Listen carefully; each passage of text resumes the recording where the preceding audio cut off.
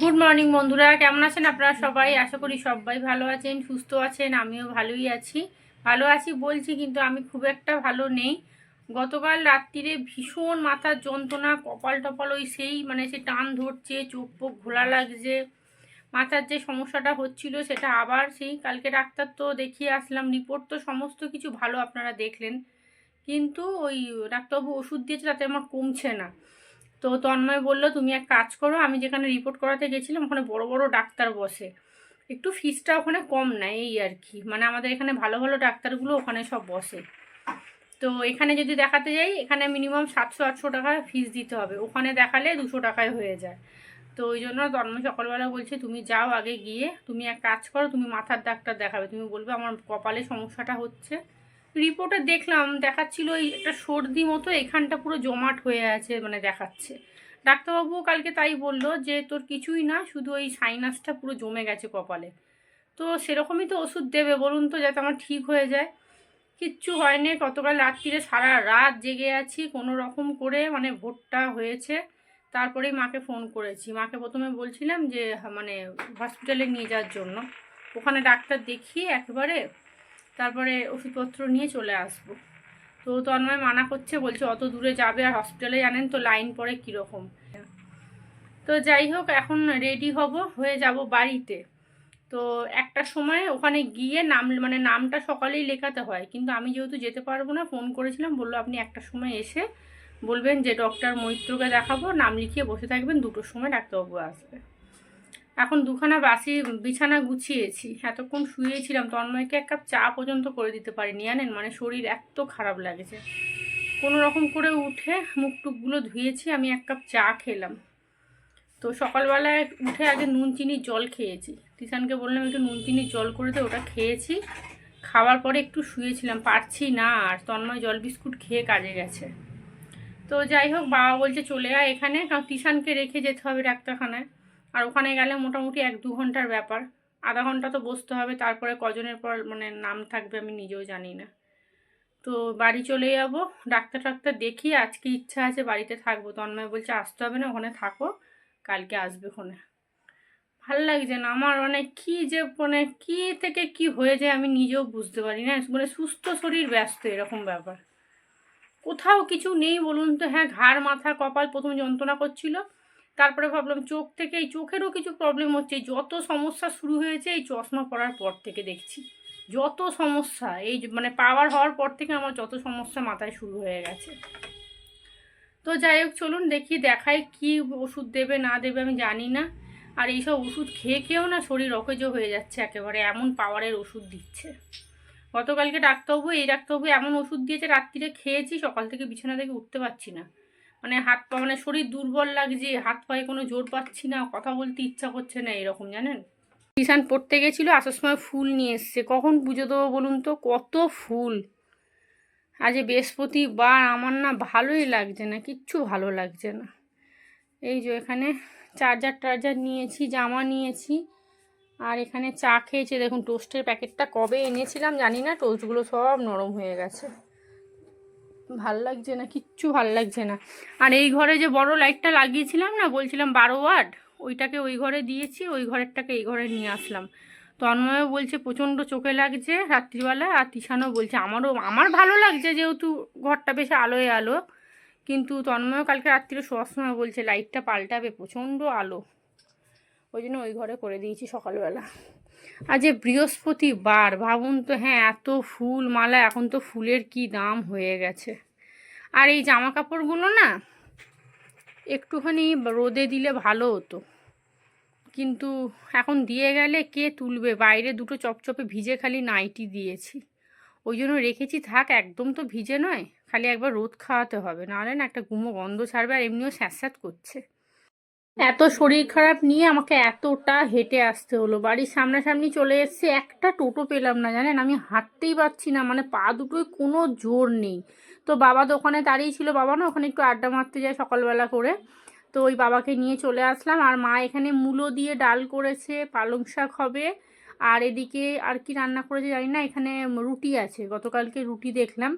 আর এখানে মাছের ঝোল করেছে আমার জন্য একটুখানি, ওই পেঁপে আলু দিয়ে আর মাছ দিয়ে মাছের ঝোল করেছে, এটা বললো তুই খাবি। আর এই যে লাল রঙটা দেখছেন, এটা কিন্তু গুঁড়ো লঙ্কা টঙ্কা কিচ্ছু না, ওই লাল লঙ্কা একটু বেটে দিয়েছিল না, ওটাই ঝাল হয়ে গেছে। আর ওদের জন্য রান্না করবে মনে হয় আলু সেদ্ধ, উচ্ছে আলু ভাজা, ডাল এইসবই আছে। আমার জন্য একটু মাছের ঝোল করেছে আর কি। আর এই দেখুন এখানে কর্পোরেশনের লোক এসছে, এদের মানে প্রত্যেক বৃহস্পতিবারে, আমাদের ওখানেও জানেন প্রত্যেক বৃহস্পতিবারে ড্রেন রাস্তাঘাট পুরো পরিষ্কার হয় একদম। এদের এখানেও দেখছি সব লোক এসছে। আর এই যে আমার বর্দার মেয়ে ওখানে বসে পড়তে বসেছে। ছাদে যাই, টিউশন যা শুরু করেছে জানেন তো, আমাকে মনে হয় না 2 দিন এখানে থাকতে দেবে বলে, এত জ্বালাচ্ছে মানে ধারণার বাইরে। এই যে এখানে এখন বড় বৌদি বাচ্চাটাকে নিয়ে এসছে, ও সারা রাত নাকি কাঁদছে জানেন, মানে ঝাড়িয়েছে, জল পড়া মাদুলি সব নিয়ে এসছে, তারপরও বলে জানো বোন সারা রাত কাঁদছে। তো আমি ওই জন্য তাই বলছি যে আমাদের এখানে আরেক জায়গায় ভালো ঝাড়ায়, আমি যেখানে ঝাড়াতে যাই আমাদের এই সামনেই 5 মিনিটের রাস্তা। তো আমি বললাম ওখানে একবার নিয়ে যাও, ও তো বাপের বাড়ি ওখান থেকে ঝাড়িয়ে নিয়ে এসেছিলো। এখন কি কারণে মাদুলিটা হয়তো নষ্ট হয়ে গেছে বা কিছু একটা হবে, তো ওরা সন্ধেবেলা যাবে 7টা থেকে ওখানে ঝাড়ায় নামাজ পড়ার পরে। তো আমি বললাম ওখানেই যাও, আমাদের না এখানে মোটামুটি বাচ্চাদের ঝাড়ানো বা অন্য কিছু প্রবলেম হলে ওইখানেই যাই। এখন বাজে প্রায় 12:30, কিষান এখানে আঁকতে বসেছে, আমি ডাক্তারখানায় যাব। তো ওকে বলছি যে তুই কিন্তু ছাদে উঠবি না, ছাদে 3-4 জনে একসাথে যা শুরু করেছে জানেন তো, ভীষণ ভয় লাগে। আর আমাদের ছাদের পাঁচিলটা না খুব নিচু করে দিয়েছে, আরও 2টো ইট দিয়ে মানে উঁচু করলে তবে ঠিক হতো, যেহেতু এতগুলো বাচ্চা। আর এই যে এখানে আমি না আসার সময় ক্রিম আনতে ভুলে গেছি একদম, আর মুখটা ধুয়েছি তো এত টান লাগছে বাপরে। আর এমনিও না শীত, আমার এই শীতকালটাতে স্কিনটা খুব ভালো চকচকে হয়ে যায়, যেই গরমকাল পড়ে আবার সেই চোখের তলা কালশিটে পড়ে যায়, রোদ্দুরে মুছে মুছে মুখ চোখ পুরো কালো করে দিয়ে। এখন বাজে প্রায় 6:45, ডাক্তারখানায় গেছিলাম, বাড়ি এসছি তখনই 5:15-20 হবে। মা এখানে ভাত গরম করছে, আমরা মা আমি এখন খাবো। তো আমরা ঘর থেকে বেরিয়েছিলাম ওই 1:05-10 করে, 1:40-এ ওখানে পৌঁছে গেছি।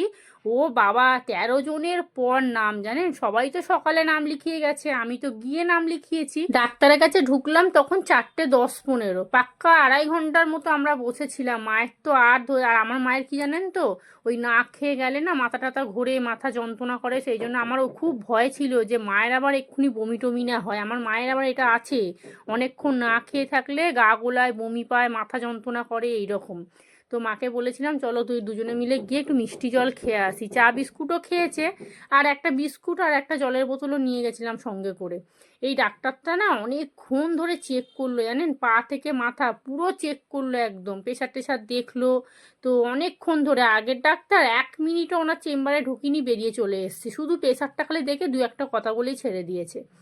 তো যাই হোক চলুন, এখন বাজে প্রায় সন্ধে 7টা হবে।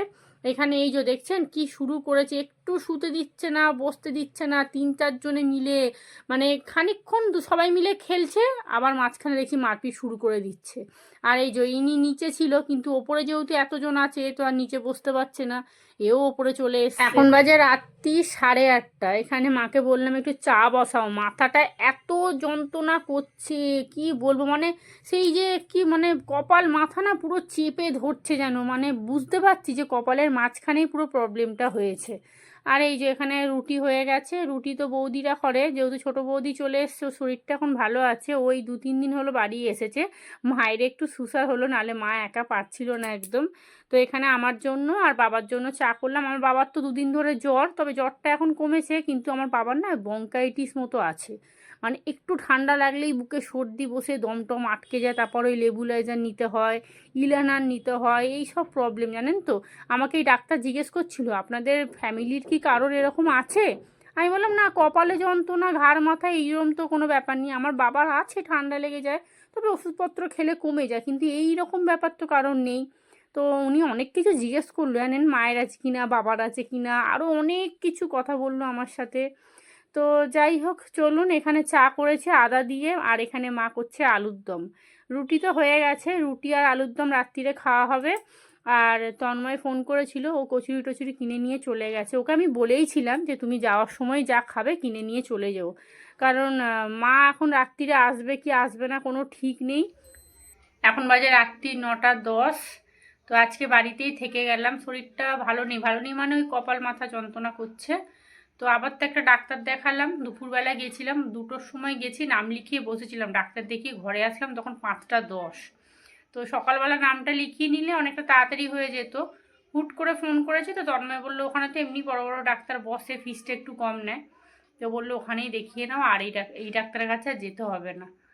তো গতকালকে 2 রকম ওষুধ নিয়ে এসেছিলাম, প্রায় 150 টাকার 2 পাতা ওষুধের দাম নিয়েছে 170 টাকা। 2 পাতা ওষুধই মানে পড়ে আছে একদম, খাইনি কারণ কমছে না। মানে সারা রাত গতকালকে ঘুমোতে পারিনি আমি। আর দেখুন মুখে আবার এই যে মনে হয় মশা কামড়েছে, এদের এখানে কি মশা বাপরে। তো এই ডাক্তারকে দেখালাম, উনি ওই এক্সরে রিপোর্ট সমস্ত কিছু দেখে বলল যে সাইনাস থেকেই হচ্ছে, এমনি কোনো অসুবিধা নেই। তো ওই অ্যান্টিবায়োটিক দিয়েছে। ইনি যে ওষুধগুলো দিয়েছে না, ইনি দেয়নি, ইনি সম্পূর্ণ আলাদা ওষুধ দিয়েছে, বলছে এই ওষুধে কমে নাকি, আপনাকে আগে অ্যান্টিবায়োটিক খেতে হবে। তো যাই হোক, জানি না কোন ডাক্তার কি ওষুধ দেয় বুঝতে পারছি না, একমাত্র কমলে তখন রেজাল্টটা বলতে পারবো। তো একটা অ্যান্টিবায়োটিক ওষুধ দিয়েছে, সরকারি দোকানে গেছিলাম, ওইটা পেয়েছি। আর একটা দিয়েছে দুপুরে খাওয়ার সময়, ওটা পাইনি, বললো ওটা শেষ, কাল সকালে পাবেন। আর প্যারাসিটামল দিয়েছে, ব্যাস। খুব ব্যথা যন্ত্রণা হলে বলেছে প্যারাসিটামল খাবেন। মানে সর্দিটা না এই মাঝখানে একদম পুরো চেপে বসে আছে একদম, ওটাই তো বললো। 2টো ডাক্তারই একই কথাই বলেছে যে মাঝখানে সর্দিটা পুরো চেপে বসে সাইনাস টাইপের হয়ে গেছে। তো যাই হোক, ডাক্তার দেখিয়েছি। আর আজকে বৃহস্পতিবার, ঠাকুরটা দেওয়া হলো না, ফুল টুলগুলো নিয়ে চলে আসলাম এখানে। তো তন্ময় কচুরি কিনে নিয়ে চলে এসছে, ফোন করেছিল, ও বিকেলে ফোন করেছে, দুপুরে ফোন করেছে, একটু আগেও করলো। তো আমাকে বললো থাকো আজকে, আসতে হবে না। তো কালকে ভোরবেলা গেলে যাবো, নাহলে সেই একদম বেলার দিক করে। তো দেখছি, সেটা ঠিক নেই। একটা ওষুধ তো এখনও পাইনি, অ্যান্টিবায়োটিকটা পেয়েছি, ওটা রাত্রিরে খাওয়ার আগে খেতে বলেছে, 8 ঘন্টা আগে। মানে খাওয়ার 8 ঘন্টা আগে ওষুধটা খেয়ে তারপরে খেয়ে নিতে হবে। তো মা এই যে গরম গরম চা দিয়েছে, 2 চুমুক খেতেই পুরো মাথা ব্যথা অর্ধেক কমে গেল জানেন। সম্পূর্ণ পুরো ঠান্ডা লেগে গেছে, বললো এটা একদিনে হয়নি, অনেক দিন হয়ে হয়ে মাথার মধ্যে কফটা পুরো জমে গেছে। আমাদের খাওয়া দাওয়া হয়ে গেছে, নিচে বিছানা করেছি, আমি আর মা শোবো, আর ওপরে তিশান আর আমার বাবা শোবে। আর এই যে মশারিগুলোর অবস্থা দেখছেন, মাকে বলছি 2টো সেফটি পিন দিয়ে আগে আটকাও, নাহলে শোয়াই যাবে না। বাবা বলছে সেফটি পিন দিতে হবে না, দাঁড়ান আমি সুন্দর করে গিট বেঁধে দেবো। আর এখানে মা মোটা করে বিছানা করেছে, যেহেতু শীতকাল তো ঠান্ডা লেগে যেতে পারে, আর আমার তো এমনি ঠান্ডার ধাঁচ। তবে জানেন তো, আমার এই ওপরে শোয়ার থেকে নিচে শুয়ে খুব শান্তি, বেশ মিলে শুতে পারি। আর যতবারই আমি এখানে আসি না, আমি আর মা নিচেই শুই। আর এই যে বাবার আর মায়ের সাথে যে কি হয় আপনাদের কি বলবো, মানে মায়ের আর বাবার একটু কিছুতেই ঝগড়া। গুড মর্নিং, আজ হলো নেক্সট ডে, মানে হচ্ছে শুক্রবার সকালবেলা, সকাল নয় এখন অনেকটা বেলা, প্রায় 10টা বাজে। এখানে তন্ময়ের জন্য একটু রান্না করব, পটল আলু কেটেছি, পেঁয়াজ টমেটো, মা একটু মাছ এনে দিয়েছে, ওকে একটু রান্না করে দেব। আমি ভেবেছিলাম সকালবেলা চলে যাব, কিন্তু যেহেতু ওষুধটা নিতে হবে, আর ওটা না ওষুধটা মোটামুটি ভালোই দাম নেবে, তো এখানে নিলে হাফেরও হাফ দামে হয়ে যাবে। তো সেই জন্য বাবা বললো ছেড়ে দে, কেন নিতে যাবি, এখান থেকেই নিয়ে চলে যায় একেবারে। আর এমনিও মা বলছে খেয়ে দে একেবারে সন্ধেবেলায় যাবি ক্ষণে। আর যেহেতু শরীরটা ভালো না, তো এত বেলায় গিয়ে রান্না বান্না ঘরে সমস্ত কাজকর্ম করতে হবে, সেই জন্য মা বলছে আর যেতে হবে না, ছেড়ে দে, খাওয়া দাওয়া করে একেবারে সন্ধেবেলা যাস। আর তন্ময়কে বললো এখান থেকে ভাত দিয়ে দিবি, আমি 2 পিস মাছ নিয়ে আসছি, ঝোল ভাত করে ওকে দিয়ে দে। এই যে এখানে আলুটা প্রেসারে সিদ্ধ করে নিয়েছি, পটলটা লাল লাল করে ভেজে নিয়েছি, মাছ ভাজাও হয়ে গেছে, আমি ঝোল ভাতটা করে নিচ্ছি, কারণ মা আর পারছে না। মানে এতজনের রান্না বান্না, বাজারে গিয়েছিল, এখনও ওদের রান্না বাকি আছে, বড়দারটা শুধু হয়েছে, তো এখনও সবার রান্না হবে। ওদের মনে হয় সয়াবিন আলুর তরকারি ঝোল মতো করবে, আর ওই মূলো শাক এনেছে, মূলো শাক ভাজবে, তো ওগুলো মা করবে, তাই জন্য ভাবলাম আমি বসে বসে করে দিই। আমার না শরীরটা ভালো, কিন্তু ওই শরীর ম্যাজ ম্যাজ করছে, গা হাত পা যন্ত্রণা, মানে ভিতরে ভিতরে জ্বর আছে জানেন, আমি বুঝতে পারছি ওটা। প্যারাসিটামলটা না চট করে খেতে মানা করেছে আমাকে, বলেছে খুব বাড়াবাড়ি না হলে খাবেন না। আর এখানে সকালবেলার পর্দা রান্না করেছিল, মা একেবারেই মশলা করে নিয়েছে, পেঁয়াজ আদা রসুন সব বেটে রেখেছে, তো বললো ওখান থেকে একটু মশলা নিয়ে নে। এখানে পেঁয়াজ টমেটো একটু ভালো করে ভেজে নিচ্ছে, আলুটা তো সিদ্ধ করেই নিয়েছি। আর তন্ময়ের জন্য না আলাদা করে একটু ভাত বসিয়েছি, কারণ আমাদের তো রেশনের চাল খাওয়া হয় মায়ের বাড়িতে, তন্ময় আবার খাবে না, ও আবার বলবে অল্প ভাত খাবো, ভালো চালের ভাত খাবো। তো ওই জন্য মা ওর জন্য একটু সরু চাল নিয়ে এসছে, ওটা ছোটো হাঁড়িতে বসিয়ে দিয়েছি। আর এখানে মাছের ঝোল হয়ে গেছে। তো চলুন ওকে ফোন করি এবারে, এখন বাজে ওই 11টা 10-15 মতো হবে। মাছগুলোও দিয়ে দিলাম, একটু খানিকক্ষণ ফুটুক, তারপরেই নামিয়ে দেবো। আলুটা তো সিদ্ধই আছে, এই যে এখানে মাছের ঝোল একদম রেডি হয়ে গেছে, একটু ঠান্ডা হোক, ওর নিতে নিতে মোটামুটি 1টা 1:30 বেজে যাবে। যেহেতু আমাদের রান্নাবান্না এখনও বাকি আছে তাই আমি আগে রান্নাটা সেরে নিলাম। ভাতটা ওদিকে হয়ে এসছে, আর একবার ফুটিয়ে মাকে বললাম উবুর করে দাও। আর আজকে না আমি একটু শ্যাম্পু দেবো, আমার মাথাটা খুব চুলকাচ্ছে, যেহেতু একদম শ্যাম্পু দেওয়া হচ্ছে না, তো মাথা না নোংরা জমে জমে মানে চুল উঠছে প্রচণ্ড। আপনাদের বলছিলাম না যে আমার খুব চুল উঠছে, হয়তো থাইরয়েডের কারণে। এই ডাক্তারকে জিজ্ঞাসা করলাম, উনি বলল যে শ্যাম্পু দেন। আমি বললাম কি হ্যাঁ দিই, কিন্তু 1 সপ্তাহ ছাড়া হয়তো একবার দেওয়া হয়। বলছে না, মাঝের মধ্যে সপ্তাহে 2 দিন শ্যাম্পু দেওয়ার চেষ্টা করবেন, না হলে না চুলেতে ওই নোংরা জমে জমে চুলের গোড়া নরম হয়ে যায়, সেই কারণেও অনেক সময় চুল ওঠে। আর যেহেতু রাত্রিবেলা আপনার সেরকমভাবে ঘুম হচ্ছে না, সেই কারণেও আপনার চুল, তাই আমি টোটোয় বসে ভাবছি চুল ওঠারও দেখুন কত রকম কারণ আছে। বলছে অনেক সময় চিন্তা করলেও চুল ওঠে, অনেক সময় রাতে ভালো ঘুম না হলেও চুল ওঠে, অনেক সময় গ্যাস হয়ে গেলেও কিন্তু চুল ওঠে। আমি বলছি বাবা, আমি চুপ করে শুধু শুনছি ওনার কথাগুলো। তো চলুন, রান্না বান্না হয়ে গেছে, তবে তন্ময় আর আজকে ভাত নিয়ে যাবে না, ফোন করেছিল, ও বললো আমার হবে না, তুমি নিয়ে সন্ধেবেলা বাড়ি চলে। আমি এখন একটু ছাদে এসেছি, আর আমার মায়ের লাউ গাছে দেখেছেন লাউটা কি সুন্দর আস্তে আস্তে বড় হচ্ছে না? আর এদিকে একটা বেগুনও হয়েছে দেখছি ছোট্ট মতো, ওইদিকেও একটা ছোট্ট ধরেছে, তবে এটা বেশ একটু বড় হয়েছে। মা বলছে বেশি দিন রাখি না জানিস তো, তাহলে না ওই হনুমান আসে, হনুমান সব মুড়িয়ে খেয়ে নাকি। মা বলছে লাউটা রোজ একবার করে এসে আমি দেখি যে লাউটা আদৌ আছে নাকি। ওদের এখন আবার খুব হনুমানের উৎপাত হয়েছে জানেন, বলে 5টা 6টা করে হনুমান বলে ছাদের মধ্যে বসে থাকবে। তো এই যে এখন স্নান করে চলে এসেছি, প্রায় বাজে এখন 1:15 কি 20 হবে নাকি 1:30, ঠিক আন্দাজ আমি বলছি। তো এই যে স্নান করে এসেছি, শ্যাম্পু দিয়ে দিয়েছি, আর এই নাইটিটা আমার বড় বৌদি বের করে দিল। আমি তো নাইটি আনিনি, তো বৌদি কয়েকটা নতুন নাইটি কিনেছিল, ওর তো অনেকগুলো নাইটি নষ্ট হয়ে গেছে বাচ্চা হওয়ার জন্য। নাইটিটা বেশ সুন্দর জানেন, হাতা টাতা কিচ্ছু মুড়তেও হবে না, একদম ঠিকঠাক হয়েছে আমার গায়ে, আর লম্বাটাও একদম ঠিক আছে। এখন বাজে পুরো 2টো, স্নান হয়ে গেছে, মাথায় শ্যাম্পু দিলাম, কারণ এখানে রোদ্দুর আছে তো মাথাটা শুকিয়ে যাবে।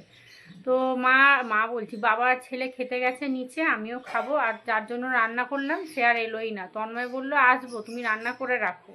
তো মাছের ঝোল ভাত তো হয়ে গেল, ফোন করেছি, বলছে আমার যেতে যেতে সেই 5টা বেজে যাবে, তুমি ভাত নিয়ে চলে যাও, আমি ওখানে গিয়ে বাড়িতে খাবো, ব্যাস হয়ে গেল। তো বেকার বেকার রান্নাটা করলাম, যাই হোক তবু ভাতটা খেতে পারবে এসেই আর কি। আর এই নাইটিটা বৌদির ছিল, বৌদি অনেকগুলো নাইটি কিনেছে, কারণ ওর তো ওই বাচ্চা হওয়ার সময় প্রায় 2-3খানা নাইটি নষ্ট হয়ে গেছে, ফেলে দিয়েছে। আর অনেকগুলো পুরনো ছিল, সেগুলোতে কাটা পড়েছে। তো আমি তো নাইটি নিয়ে আসিনি, আমি জানি চলে যাবো সকালবেলা, তো কালকে থাকবো সেটা জানতাম, আমি জানি আর নাইটি লাগবে না, সকালবেলা ভোরবেলা উঠে চলে যাব। কিন্তু একটা ওষুধ পাইনি, ওই ওষুধটা না অনেক দাম। তো এই বাবাকে দিলাম, বাবা ওষুধটা এনে দিল। কালকে গেছিলাম ওই সন্ধ্যাবেলা করে, বললো ওষুধটা আসবে সেই সকালবেলা। এবার এদের তো খোলে 10টা 10:30 করে, সেই জন্য আর যাওয়া হলো না। আর এই ওষুধটা বাইরে থেকে কিনতে গেলে মিনিমাম 200 টাকা, 200 টাকা তো না, 185 টাকা দাম বলেছে। এই সামনের ওষুধের দোকানে জিজ্ঞেস করেছিলাম, তো ওখান থেকে নিয়ে এসছে টাকা দিয়ে জানেন, 30 টাকা দিয়ে 1 পাতা ওষুধ। ওই সবই সর্দি কাশিরই ওষুধ দিয়েছে আর কি, একটা রাত্রে খাওয়ার, একটা দুপুরে, ব্যাস এই 2টো ওষুধই দিয়েছে। আর বলেছে খুব ব্যথা যন্ত্রণা হলে তখন একটা করে প্যারাসিটামল খাবে। তো কালকে রাত্রে ওষুধটা খাওয়ার পরে একটু মনে হয় কপাল ব্যথাটা কম আছে, একটু কম আছে।